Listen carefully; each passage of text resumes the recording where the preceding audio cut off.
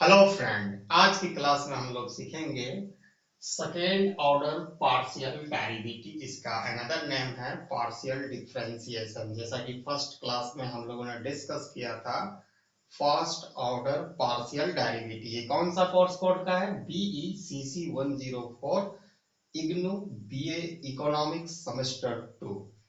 अगर अब तक हमारे चैनल का सब्सक्राइब नहीं किया है तो आप कर ही दीजिए, क्योंकि इस तरह की वीडियो आपको रोज एंजॉय करने का मौका मिलेगा।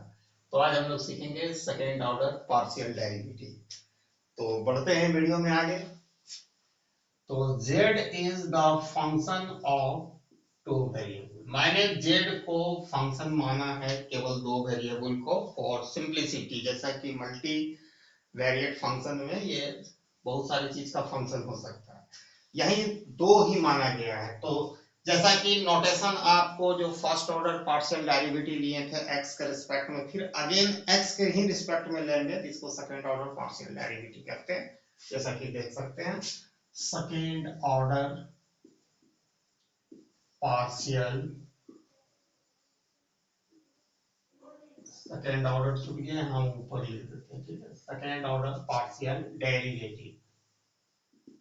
तो कुछ फार्मूला हम लोग देखेंगे, फिर उसके बाद न्यूमेरिकल प्रॉब्लम का सॉल्यूशन करेंगे। तो जैसे फर्स्ट ऑर्डर में हम क्या करते थे, del z by del x लेते थे। ठीक है, इसको हम इस तरह भी सूचित कर सकते हैं एफ एक्स।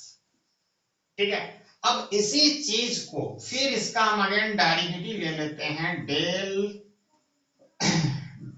डेल जेड, और जो भी रिजल्ट आया उसका फिर हम डेरिवेटिव ले लेंगे एक्स के ही रिस्पेक्ट में। तो ये हमको एंड करेगा एफ डबल डैश। यानी सेकेंड ऑर्डर पार्शियल डेरिवेटिव का नोटेशन इस तरह भी कर सकते हैं, या F1, या इसको ये फर्स्ट ऑर्डर है, सेकेंड ऑर्डर को F11 है। तो मतलब जो रिजल्ट हमारा फर्स्ट ऑर्डर डेरिवेटिव, जैसे हमने z का, ये z का हमने पार्शियल डेरिवेटिव लिया x के रिस्पेक्ट में, जो रिजल्ट आया फिर उसी का डेरिवेटिव हम ले लेंगे तो वो सेकेंड ऑर्डर पार्शियल डेरिवेटिव हो जाएगा।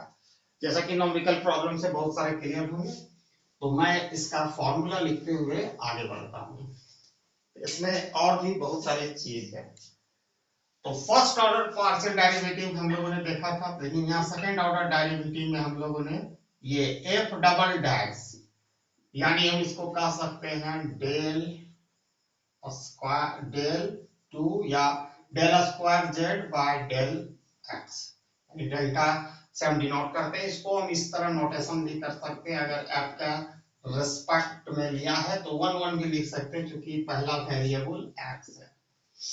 उसी तरह एफ वाई वाई, यानी second order partial derivative with respect to Y, तो del square Z by del Y square equal to F2। ये रह गया सेकेंड ऑर्डर पार्शियल डेरिवेटिव। इसमें एक चीज और इंटरेस्टिंग चीज सीखना है, यहाँ क्रॉस पार्शियल डेरिवेटिव भी होता है, उसको हम लोग देखते हैं, क्रॉस पार्शियल डेरिवेटिव। अब ये क्रॉस पार्शियल डेरिवेटिव क्या होता है और उसके बाद हम लोग वेरीफाई करेंगे यंग थ्योरम। तो ये भी बहुत ही आसान है। जैसे मैं फर्स्ट ऑर्डर आप डेरिवेटिव लिया x के रिस्पेक्ट में, ठीक है, पहला आपका फर्स्ट ऑर्डर डेरिवेटिव x के रिस्पेक्ट में लिया, अगेन उसको पलट कर हम y के रिस्पेक्ट में लेंगे, तो इसी को हम कहेंगे क्रॉस पार्शियल डेरिवेटिव। अब इसी तरह पहला डेरिवेटिव y का रिस्पेक्ट में लिया, और फिर अगेन हम सेकेंड ऑर्डर डेरिवेटिव हम लेंगे x के रिस्पेक्ट में, इसी को हम कहेंगे क्रॉस पार्शियल डेरिवेटिव। जैसा कि a del by del y, और उससे ऑलरेडी हम लोगों ने रिजल्ट निकाला था del z by del x, ये क्रॉस पार्शियल डेरिवेटिव होगा। इसको F12 से भी सूचित करेंगे। फर्स्ट मैंने फर्स्ट फंक्शन को लिया, फिर उसी के रिजल्ट को सेकंड फंक्शन के रिस्पेक्ट में लिया। इसी तरह यहाँ भी डेल बाय डेल एक्स, ठीक है, पहले जो रिजल्ट हमने y का रिस्पेक्ट में निकाला था, ठीक है, y के रिस्पेक्ट में, उसका फिर लेंगे तो यही होगा 1 2। ये समझ रहे हो ये पॉइंट? ये नहीं समझ रहे हो पॉइंट? समझ रहे हो? हेलो, हाँ सर। ठीक है, तो वो चीज हुआ। अब यंग थ्योरम क्या होता है वो हम लोग जानेंगे। इक्वालिटी ऑफ, ठीक है, इक्वालिटी ऑफ सेकेंड और माने cross partial derivative is called Young theorem. Equality दिखाएगा यंग थ्योरम। तो यंग थ्योरम में ये होगा, आप देखोगे इसमें बहुत ही इंटरेस्टिंग चीज लर्न करने का है। अगर एफ एक्स यानी क्रॉस पार्शियल डेरिवेटिव लोगे, आगे पहले फर्स्ट ऑर्डर डेरिवेटिव एक्स के रिस्पेक्ट में, फिर वाई के रिस्पेक्ट में, वो बिल्कुल सेम आएगा। फर्स्ट पार्शियल डेरिवेटिव आप वाई के रिस्पेक्ट में लो, फिर एक्स के लो, यही इक्वालिटी आप ये दोनों इक्वल ही आएगा, इसी को यंग थ्योरम कहते हैं। अब आते हैं coming on the numerical, few numerical problem that make you understand very clear.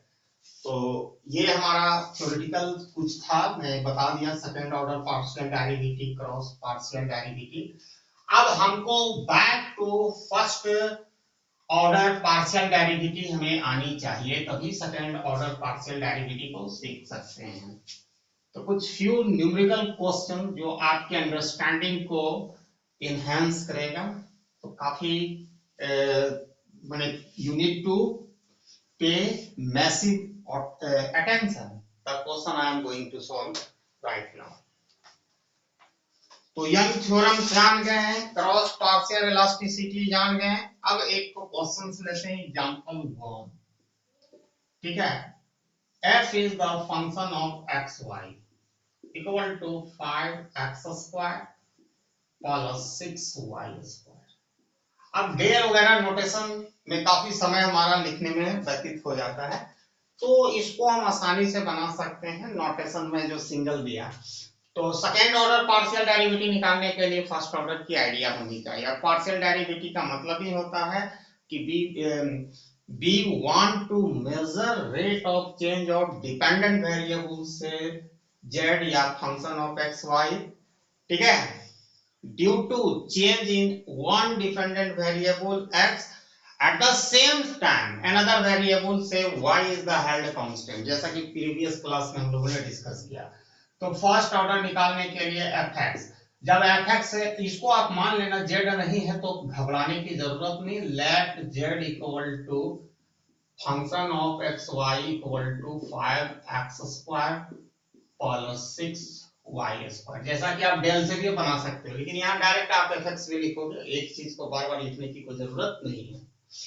जब हम इसको x के रिस्पेक्ट में लेंगे तो y को हेल्ड कांस्टेंट, और यहाँ पर y जो हमारा है वो क्या है, एडिटिव कांस्टेंट है। एडिटिव कांस्टेंट का हमेशा पार्शियल डेरिवेटिव 0 होता है, ठीक है। मल्टीप्लिकेटिव कांस्टेंट पर भी मैं आऊंगा। ऑब्वियसली इसकी डेरिवेटिव लोगे तो 10x होगा, ठीक है। अब इसी चीज का y का रिस्पेक्ट में इसका लोगे तो यहाँ पर ना हो कि b माने हम ट्रीट करेंगे इन अदर जो वेरिएबल x को हेल्ड कांस्टेंट, कांस्टेंट यहाँ ट्रीट किया जाएगा x को कांस्टेंट, क्योंकि हम लोग पार्शियल डेरिवेटिव z का ले रहे हैं y के रिस्पेक्ट में, तो ये एडिटिव कांस्टेंट में है, जिसके कारण इसकी पार्शियल डेरिवेटिव ऑलवेज 0 होगी, और इसका होगा 6 2 12y। अब सेकेंड ऑर्डर हमको लेनी है इसकी पार्शियल डेरिवेटिव, तो x को ही x का जो रिजल्ट आया उसी को x के रिस्पेक्ट में लेंगे, तो ऑब्वियसली हमारे यहाँ 10 आएगा। अब ये y है, फिर y का ही डेरिवेटिव लेंगे तो 12 होगा।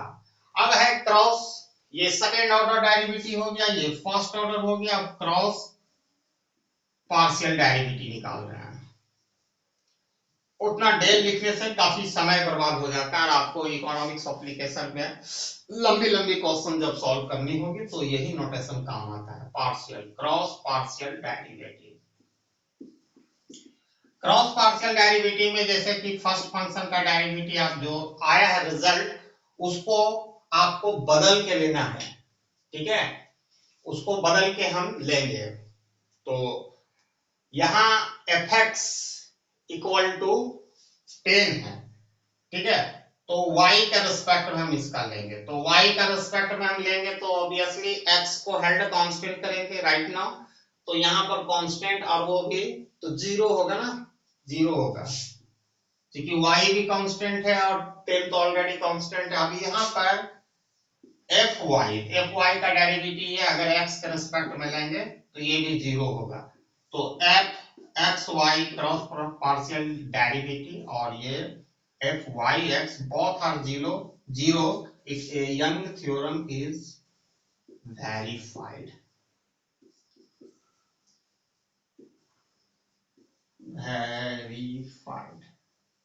समझ में आया ये कैसे कैसे हुआ?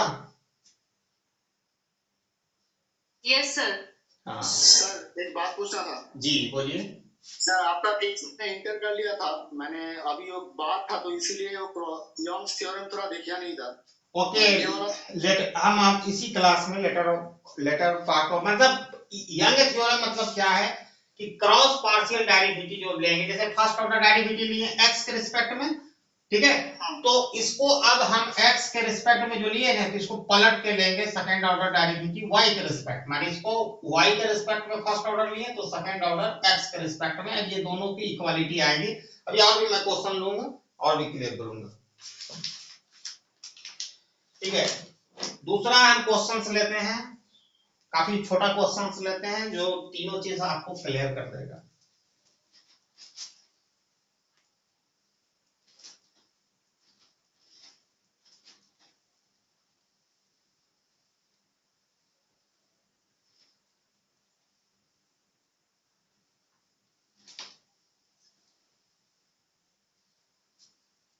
ठीक है, एक और क्वेश्चन लेते हैं, क्वेश्चन नंबर 2, इसमें सारा चीज हम वेरीफाई करेंगे। 2 f is the function of two variable x y equal to minus 10 x y square, ठीक है, ये चीज का है। अब यहां भी हम फर्स्ट ऑर्डर पार्शियल डेरिवेटिव लेते हैं, फर्स्ट ऑर्डर, ठीक है, पार्शियल डेरिवेटिव लेते हैं, पार्शियल डेरिवेटिव लेते हैं, प्लीज म्यूट। तो पहले हम fx लेंगे यानी पार्शियल डेरिवेटिव x के रिस्पेक्ट में लेंगे, आप जरूर मान लेना, तो x के रिस्पेक्ट में हम लेंगे तो यहाँ ऑब्वियसली ये x का वैल्यू क्या होगा 1 हो जाएगा, तो माइनस 10 y स्क्वायर। अब फिर हम y का रिस्पेक्ट में लेंगे तो ऑब्वियसली क्या होगा, देखो यहाँ पर जो x है उसको हेल्ड कांस्टेंट रखा गया, यहाँ पर मल्टीप्लिकेटिव कांस्टेंट है तो उसको पहले लिखना ही पड़ेगा मेरे दोस्त, वो x माइनस 10 और ये तो लिखाएगा नहीं, माइनस 10x। अब इसकी डेरिवेटिव लेंगे 2y, अब ये दोनों को मल्टीप्लाई करेंगे तो minus 10xy। Is it clear? Is it clear?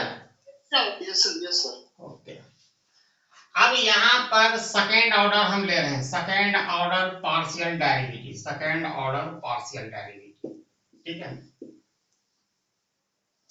Derivative.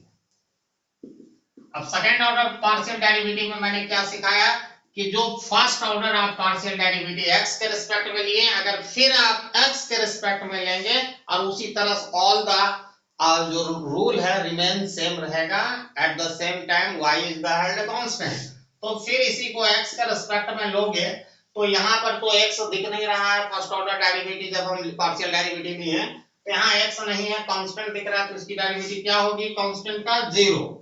लेकिन यहाँ पर fy अब फिर y के रिस्पेक्ट में लेंगे तो क्या होगा माइनस 20x, y का रिस्पेक्ट में लेंगे 1 और ये तो मल्टीप्लिकेटिव कांस्टेंट है, जो तीसरा एग्जांपल हम लेंगे उसमें मल्टीप्लिकेटिव और एडिटिव कांस्टेंट मैं क्लियर कर दूंगा, ठीक है, ये हो गया। अब हम क्रॉस पार्शियल डेरिवेटिव लेते हैं, क्रॉस पार्शियल डेरिवेटिव। ये क्रॉस पार्शियल डेरिवेटिव क्या है कि जो पहला हम फर्स्ट ऑर्डर डेरिवेटिव अगर x के रिस्पेक्ट में लिए हैं तब इसको y के रिस्पेक्ट में लेना पड़ेगा, तो ऑब्वियसली y के रिस्पेक्ट में लेंगे तो माइनस 20y, ठीक है। अब क्या है कि जो हम फर्स्ट ऑर्डर डेरिवेटिव अगर y का रिस्पेक्ट पार्शियल डेरिवेटिव हम y के रिस्पेक्ट में लिए तो अब क्रॉस कर रहे हैं तो x लगाना पड़ेगा, x के रिस्पेक्ट में लेना पड़ेगा सेकंड ऑर्डर पार्शियल डेरिवेटिव। तो यहाँ x के रिस्पेक्ट में लोगे तो ये दोनों तो मल्टीप्लिकेटिव कांस्टेंट है, तो ये -20y तो लिखाएगा, और फिर x का x के रिस्पेक्ट में लोगे तो 1 होगा, 1 से मल्टीप्लाई करेंगे। तो देखो यहाँ पर f x y equal to f y x, ठीक है, ये दोनों बराबर आ गया। इसी को हम इसकी इक्वालिटी को या equality of cross partial derivative with respect to x and y is the called Young theorem. Young theorem. अब एक ऐसा क्वेश्चन लेने जा रहे हैं, ये दोनों का एक में हम सम अप देखेंगे, ठीक है। तीसरा नंबर प्रॉब्लम्स ले रहे हैं।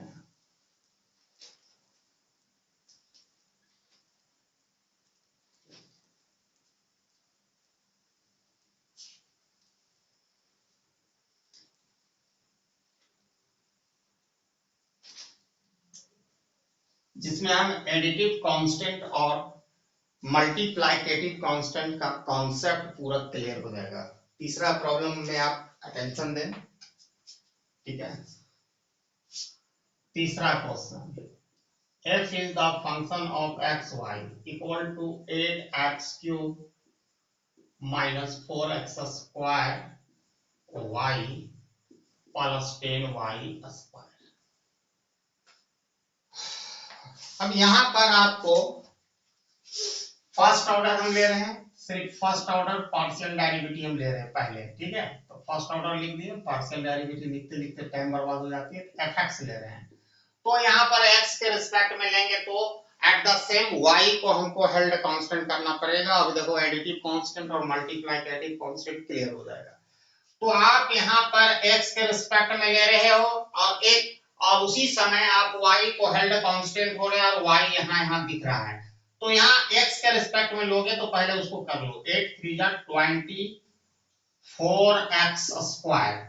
अब यहाँ पर दो चीज है कि प्लस 10y स्क्वायर है, तो ये प्लस 10y स्क्वायर को एडिटिव कांस्टेंट कहते हैं, जैसा कि कल के क्लास में हम लोगों ने डिस्कस किया था। एडिटिव कांस्टेंट क्यों कि इसमें जरा सा भी x नहीं दिखेगा, x का या अब्सेंस ऑफ जिस वेरिएबल के रिस्पेक्ट में हम डेरिवेटिव ले रहे हैं वो उसकी अब्सेंस हो, उसको हम एडिटिव कांस्टेंट कहेंगे, और इसकी पार्शियल डेरिवेटिव ऑलवेज 0 होती है। और ये जो है यहाँ पर x और y एक साथ अपेयर हो रहा है और एक वेरिएबल को हमने माना है कांस्टेंट।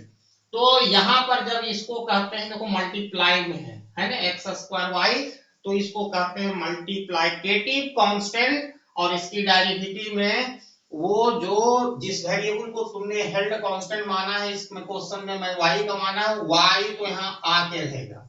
ये 4 भी वही चीज है, ठीक है, तो 4y तो यहाँ आएगा ही। इसके अतिरिक्त तुम x का रिस्पेक्ट में जो लोगे ये दोनों आएगा पहले, क्योंकि क्यों आएगा, क्योंकि ये मल्टीप्लिकेटिव कांस्टेंट है। Are you getting the point? Yes sir. ठीक है, तो ये आएगा। अब इसकी डेरिवेटिव लोगे तो 2x होगा, जो सिंपल डेरिवेटिव टाइप का होगा, ये प्लस 0। एडिटिव कांस्टेंट का हमेशा पार्शियल डेरिवेटिव 0 होगा, लेकिन मल्टीप्लिकेटिव का नहीं होगा, मल्टीप्लाई हो जाएगा। खत्म हो गया बात, अब आगे बढ़ जाते हैं इसमें। तो यहाँ पर fx equal to 24x square minus 8xy, ठीक है, अब 0 से ऐड करेंगे तो वही होगा। अब fy निकाल लेते हैं, यानी we are going to take the partial derivative of this function with respect to y। अब यहाँ पर y के रिस्पेक्ट में जैसे ही लेंगे तो अब x को हमको हेल्ड करना पड़ेगा कांस्टेंट। तो यहाँ पर एडिटिव कांस्टेंट अब ये नहीं बन के ये वाला बन जाएगा, पहला वाला 8x to the power 3 is become additive constant, ठीक है। इसका होगा 0, तो लिखो या ना लिखो कोई फर्क नहीं पड़ता है, क्योंकि लिख ही देते हैं 0 माइनस, अब ये मल्टीप्लिकेटिव कांस्टेंट है, ठीक है, मल्टीप्लिकेटिव कांस्टेंट है तो इसकी डेरिवेटिव आपको लेनी पड़ेगी। तो एक सेकंड, तो मल्टीप्लिकेटिव कांस्टेंट है तो मैंने क्या बताया ये माइनस अपना जगह पर रहेगा। 4 इसमें मल्टीप्लाइकेटिव कांस्टेंट कौन होगा, 4x², क्योंकि y का रिस्पेक्ट में ले रहे हैं तो 4x² एकदम ब्रैकेट में लिख ही दो। ये मल्टीप्लाई होके रहेगा, फिर y के रिस्पेक्ट में लेंगे तो 1 होगा तो वही रहेगा। इस बॉक्स को बंद कर देते हैं। प्लस 10y² का हम लेंगे तो सिंपल डेरिवेटिव जो लेते हैं बस वही चीज 20y होगा, 20y। ठीक है, तो इसको हम इस तरह लिख सकते हैं -4x² + 20y। ये फर्स्ट ऑर्डर डेरिवेटिव हो गया x एंड y का। अब सेकंड ऑर्डर हम लेते हैं। सेकंड ऑर्डर, ये फर्स्ट ऑर्डर क्लियर हो गया जी सबका? Yes sir.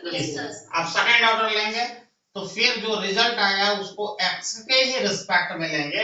अब इसको सेकंड ऑर्डर लेंगे तो यहाँ पर ये हो जाएगा 48x, देखना भाई कैलकुलेशन में हमसे भी गलती तो, -8y होगा। क्यों होगा, यहाँ पर मल्टीप्लाइकेटिव कांस्टेंट है। ठीक है, तो यहाँ हम लिखते हैं 8y, एकदम सही है। अब ये fyy, तो अब y को सेकेंड ऑर्डर पार्शियल डेरिवेटिव जो रिजल्ट आया फर्स्ट ऑर्डर डेरिवेटिव लिए y के रिस्पेक्ट में, उसी रिजल्ट को फिर y के रिस्पेक्ट में हम पार्शियल डेरिवेटिव लेंगे। तो इसको y का रिस्पेक्ट में लेंगे तो ये टोटल हो जाता है एडिटिव कांस्टेंट, क्योंकि y यहाँ पर फिगर में नहीं है तो इसमें 20 आएगा। अब मैं क्रॉस ले रहा हूं, क्रॉस डेरिवेटिव,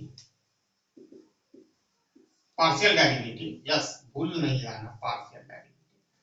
पार्शियल इसलिए कि इसमें दो वेरिएबल इन्वॉल्व है, अगर सिंगल वेरिएबल रहता तो सिंपल डेरिवेटिव होता। तो क्रॉस पार्शियल ले रहे हैं तो fxy, तो ये गलती मत करना, पहली जो डेरिवेटिव जो फर्स्ट ऑर्डर निकाला है ये निकाला। अब इसको y का रिस्पेक्ट में लेंगे, y का रिस्पेक्ट में लेंगे तो यहाँ पर भी मल्टीप्लिकेटिव कांस्टेंट है, y तो x आपको हेड कांस्टेंट है तो -8x आएगा। ठीक है, क्लियर? अब इसी तरह fyx,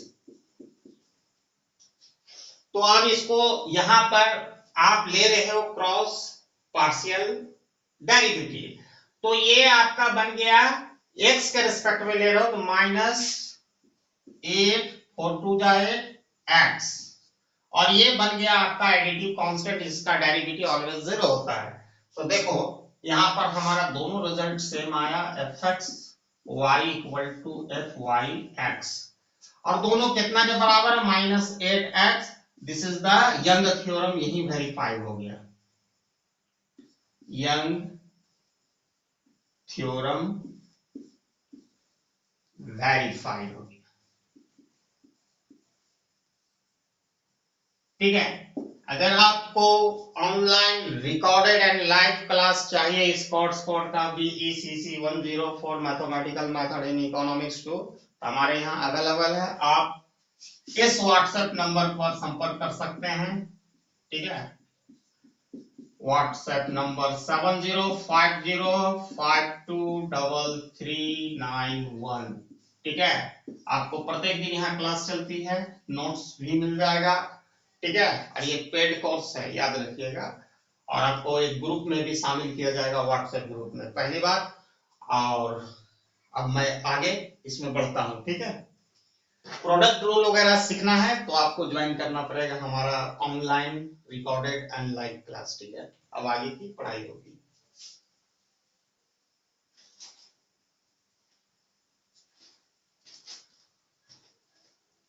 एक प्रोडक्ट रूल सीखते हैं। वो लड़की चली गई क्या, बिहार वाली, वैशाली वाली? नो सर, मैं हूँ। तो तुम बोलती क्यों नहीं यस और नो? तुमको समझ में आ रहा है कि नहीं? हाँ सर, बिल्कुल समझ में आ रहा है। प्रॉब्लम होगा तब ना बोलूंगी। नहीं तो हम जब पूछते हैं कि समझ में आया तो यस या नो, तो बोलती हूँ सर मैं। अरे फिर तुम्हारा काम आ जाएगा, हम बोल दिए, फोन करने में काम आ जाएगा। नहीं सर। अब प्रोडक्ट रूल सीखेंगे पार्शियल डेरिवेटिव का। क्वेश्चन रूल भी हम सिखा सकते हैं, लेकिन उसमें बहुत टाइम टेकिंग होगा, ये आपका होमवर्क रहेगा, थोड़ा आप भी दिमाग लगाओ। तो प्रोडक्ट रूल हम लोग सीखेंगे जिसमें 3 तरह के लेंगे, first order, second order and cross partial derivative. Rekha Kumari, आपको समझ में आ रहा है? नया बच्चा, यस सर। बढ़िया समझ में आ रहा है ना? ठीक। तो question number 4, x + 4 2x + 5y, ये हमारा होगा। तो x + 4 2x + 5y, तो सारा रूल रेगुलेशन जो हम लोगों ने अब तक सीखा है, ठीक है, जो हम लोगों ने सीखा है 7:15 में क्लास का टाइम दे दो एमए वाला का फर्स्ट पेपर का, ठीक है, जो हम लोग सीखा है बस वही रूल अप्लाई होगा। डेरिवेटिव ऑफ फर्स्ट फंक्शन और सेकंड फंक्शन जो सिंपल डेरिवेटिव में होता है, यहाँ प्रोडक्ट में दिया गया है तो fx, तो यह हमेशा याद रखना कि we are taking the partial derivative of z with respect to x, always x याद रखना। तो x के respect derivative of first function with respect to x 1 is coming times second function 2x + 5y plus derivative of second function, तो derivative of second function with respect to x because fx 2 is coming here times first function x + 4। अब यहां पर कर लो 2x + 5y 2x + 8। अब यहां पर कुछ हो सकता है 4x + 5y + 8। अब सारा चीज यहाँ निकाल लेते हैं, फर्स्ट ऑर्डर हो गया, अब सेकंड ऑर्डर निकाल लेते हैं, फिर इसको हम x का रिस्पेक्ट में लेंगे तो ओनली 4 आ गया मेरे दोस्त। अब इसको हम क्रॉस पार्शियल डेरिवेटिव लेंगे तो यहाँ से 5 निकलेगा, क्योंकि eight the same time x is the held constant, और यहाँ जब 4 लिए, जब फिर सेकंड ऑर्डर डेरिवेटिव x के रिस्पेक्ट में लिए, eight the same time y is the held constant, तो यह तीनों निकल गया। अब fy यहाँ से निकालते हैं, तो इसमें ध्यान रखना derivative of first function with respect to y at the same time first variable x is the held constant. Now अब x को कांस्टेंट रखना, पलट देना है, तो ये टोटल कांस्टेंट है, इसकी डेरिवेटिव 0 होगी times second function 2x + 5y। खाली पहले वाला फार्मूला याद रखना, plus derivative of second function with respect to y at the same time x is the held constant, तो ये एडिटिव कांस्टेंट 0 होगा तो यहां से 5 कमिंग, और टाइम्स फर्स्ट फंक्शन x + 4। अब इसको करते हैं, ये 0 हो जाएगा, 0 से किसी भी संख्या को मल्टीप्लाई करोगे 0, तो ये 5x + 4। अब इसी चीज को y के रिस्पेक्ट में हम लेंगे तो इसका 0 होगा, सब मिल रहा है हमारा एडिटिव कांस्टेंट, और एडिटिव कांस्टेंट का पार्शियल डेरिवेटिव 0 होता है। सर यहाँ पर 5x + 20 होगा। अच्छा 5x + 20, ठीक है, और हम इसी को क्रॉस पार्शियल डेरिवेटिव लेंगे x के रिस्पेक्ट में तो 5 होगा, तो भी यहाँ तो 0 होगा क्योंकि दोनों एडिटिव कांस्टेंट है, और एडिटिव कांस्टेंट का पार्शियल डेरिवेटिव 0 होता है, और यंग थ्योरम हमको मांगता है उसकी equality of cross elasticity, cross partial derivative theorem. तो fx = fyx both are = 5, hence young theorem is verified। तो ये आज का हमारा क्लास था पार्शियल डेरिवेटिव का। Next class hold on total derivative and there after total differential, then after total derivative, and we will move on economics application of whatever the mathematical tools so far we learn. It is a very interesting paper to make your foundation of economics strong करेगा। ये बहुत ही important paper है ये, और BECC 102। तो thanks for watching my video till and, जय हिंद।